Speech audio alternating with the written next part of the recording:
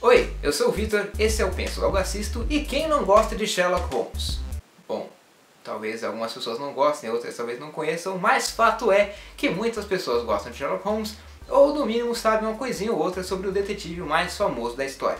Aliás, o personagem criado por Sir Arthur Conan Doyle não é só o detetive mais famoso da história, como também um dos personagens fictícios mais famosos de todos os tempos, que não só ajudou a mudar todo um gênero de literatura policial e influenciou diversas obras de ficção, desde quadrinhos até seriados, como pode ter influenciado o desenvolvimento das ciências forenses em seus primórdios, sendo até hoje o único personagem fictício a ganhar uma medalha de honra da Sociedade Real de Química. Tudo isso fez com que o personagem ficasse incrustado no imaginário popular com a figura do detetive. Pensou em detetive, pensou em Sherlock Holmes, ou no mínimo alguma caricatura de Sherlock Holmes. A sua principal característica é a sua assombrosa capacidade mental, que é quase como um superpoder investigativo, que é geralmente exemplificada quando ele conclui com uma taxa de acerto impressionante, informações detalhadas a partir de características corriqueiras, que seriam resultado de um raciocínio aliado a uma observação muito atenta, fazendo com que ele muitas vezes percebesse coisas que escaparam à atenção de todos os outros, mesmo estando debaixo do nariz de todo mundo. Exemplos disso no cânone sherlockiano são vários, como por exemplo quando, na história O Carbúnculo Azul, ele conseguiu inferir, a partir apenas da observação de um chapéu, que o dono do acessório era inteligente, que ele passava por problemas financeiros e pessoais recentes, e que a sua mulher não o amava mais, dentre outras coisas. Essa maneira peculiar e impressionante de raciocinar é chamada por Holmes em diversas situações de a arte da dedução. Só que pelo menos no contexto filosófico e científico atual, o tipo de raciocínio empregado por Holmes não seria exatamente uma dedução. Mas sim, pelo menos nos casos típicos de detetive onde ele encontrava uma explicação para algo, a chamada abdução ou raciocínio abdutivo. Calma, não tem nada a ver com ET não. A abdução é a inferência empregada para chegar à melhor explicação para algo. Por isso, um outro nome bem comum para ela é inferência à melhor explicação. E é essa inferência que vai ser o tema desse que é o terceiro e último vídeo da série sobre inferências. Se você não assistiu os outros dois sobre dedução e indução, eu recomendo que você assista porque ajuda a entender tudo muito melhor. Bom, a abdução é a inferência que a gente utiliza bastante no dia a dia. Como por exemplo, quando a gente conclui que choveu porque todos os telhados que a gente vê da nossa janela estão molhados. Ou quando, ao observar embalagens de comida e um prato sujo em cima da mesa da cozinha logo cedo, conclui-se que algum outro ocupante da casa fez um lanche de madrugada. Além disso, é comum que se considere a abdução como uma parte importante da atividade científica, ao elaborar teorias, por exemplo. A ponto de Ernest Macmillan chamar a abdução de a inferência que faz ciência. Quando Adams e Leverrier propuseram, no início do século XIX, que deveria haver um, até então, oitavo planeta no Sistema Solar, porque essa seria a melhor explicação para anomalias observadas na órbita de Urano, o que eles estariam fazendo seria justamente uma abdução. E fizeram muito bem, porque esse oitavo planeta veio a ser descoberto depois como sendo Netuno. Além de ser muito usado no dia a dia e nas ciências naturais, a abdução também seria essencial para outras áreas como, obviamente, a dos detetives, dos cientistas forenses e também dos médicos quando eles querem fazer um diagnóstico. Quando se pensa, por exemplo, dados esses sintomas, qual é a doença? E nesses casos, fazer uma boa abdução é crucial. Afinal, a gente dependeria disso para prender criminosos, absolver inocentes e salvar vidas, por exemplo. E não por acaso, uma das principais inspirações que Conan Doyle teve para criar Sherlock Holmes é justamente um médico, o Dr. Joseph Bell, que foi um dos pioneiros da patologia forense e dava muita importância a uma observação cuidadosa dos indícios a fim de formular hipóteses. Ele fazia algumas demonstrações parecidas com a que Holmes fazia, embora não tão fantásticas, quando ele inferia as ocupações de alguns voluntários só de observar alguns detalhes sobre eles. A abdução é muito similar à indução, que a gente viu no último vídeo, especialmente em relação às diferenças que ambas têm em relação à dedução. Assim como a indução é ao contrário da dedução, a abdução é ampliativa, isso é, a conclusão amplia as informações que a gente tinha com as premissas, ou com aquilo que a gente quer explicar. Indução e abdução também diferem da dedução, porque nelas a conclusão não se dá com certeza, como uma garantia, havendo aí possibilidade para erro. Pensa no exemplo do lanche da madrugada lá.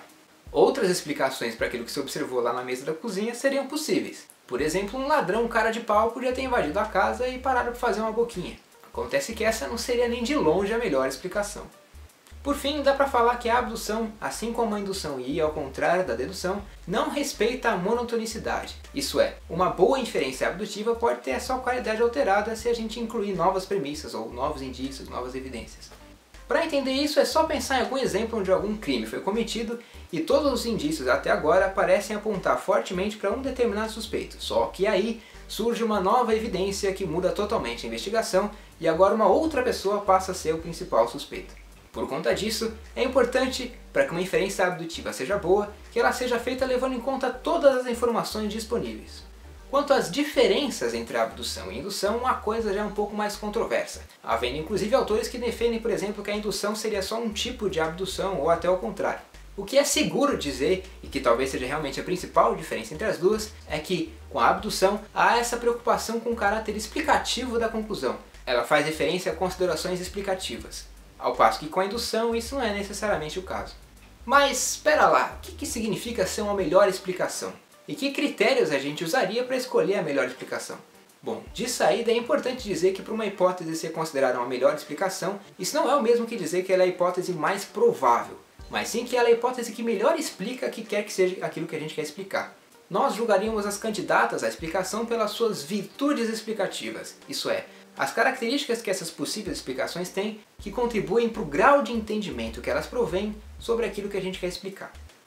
Assim, a melhor explicação seria aquela que se sai melhor do que as outras candidatas num saldo final das suas virtudes explicativas. E que virtudes seriam essas?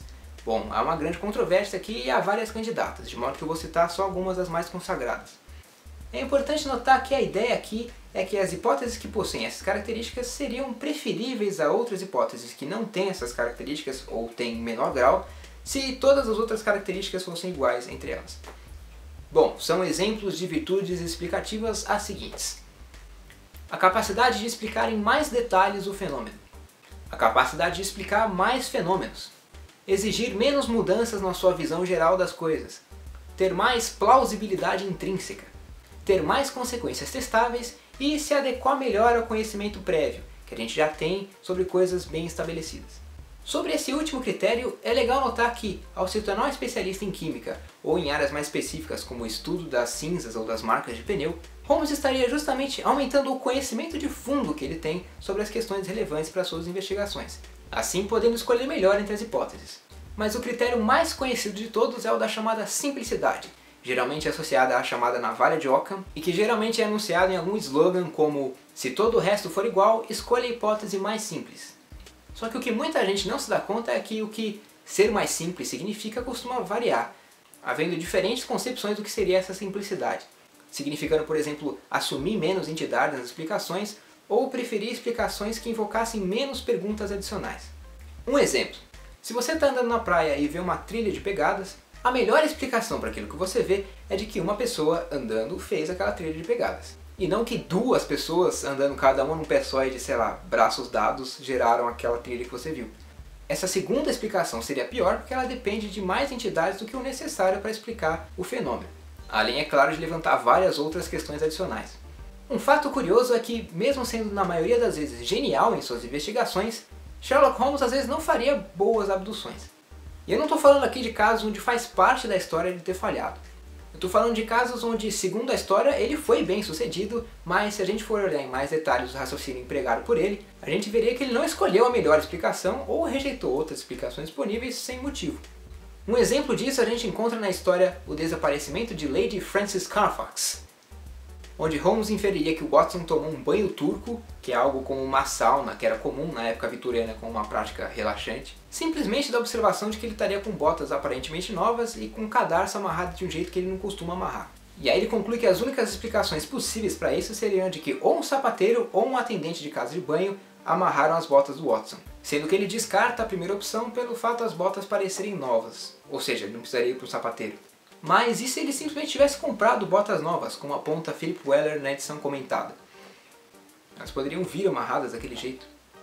Mas talvez um ou outro deslizes como esse não seriam melhor explicados simplesmente porque Holmes ainda assim é humano e erra de vez em quando.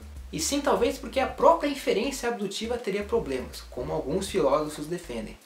Alguns problemas que a gente poderia de saída apontar são o de como exatamente fazer essa pesagem das diferentes virtudes explicativas entre as diferentes hipóteses para descobrir quem que ganha no saldo final. Ou, como aponta Peter Lipton, um filósofo da ciência que é autoridade sobre a questão, o desafio de identificar bem as virtudes explicativas, esclarecendo alguns critérios meio nebulosos, como por exemplo da simplicidade ou da unificação, e o problema de mostrar que as hipóteses mais virtuosas seriam de fato as mais provavelmente corretas.